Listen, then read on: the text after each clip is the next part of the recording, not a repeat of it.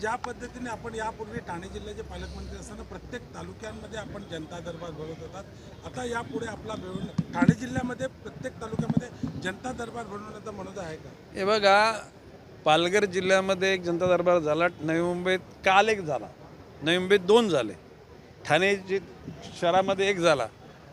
आत्ता पुढची तारीख ठाण्याची मी जाहीर केलेली आहे, पालघरची केलेली, नवी मुंबईची केलेली आहे.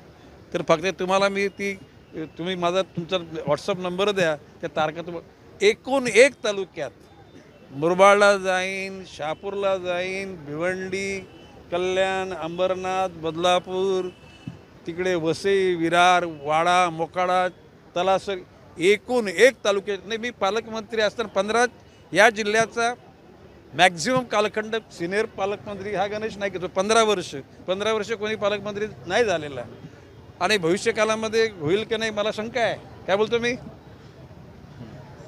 आणि शेवटी ज्यांना उभारी घ्यायची असते ती उभारी घेण्यासाठी फक्त परमेश्वराची कृपा असावी लागते आणि सच्छिलता असावी लागते. आणि ती सच्छिलता मी विनम्रपणे सांगतो आमच्यामध्ये आहे.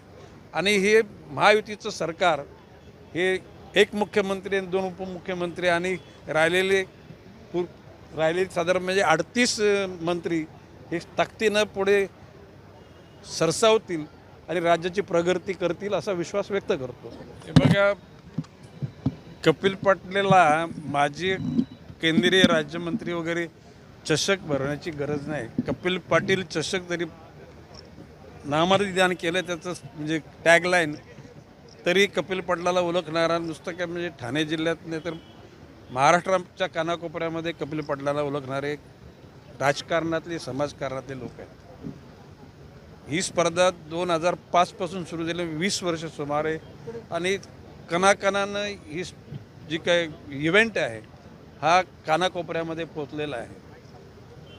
समाजाचं एकूणच बळकटीकरण व्हावं, नुसते शरीराने तर मनाने सुद्धा तरुण वर्ग मजबूत व्हावा या उद्दिष्टानं कपिल पाटलांनी या स्पर्धा आयोजित करण्यासाठी कार्यकर्त्यांना प्रोत्साहित केलं.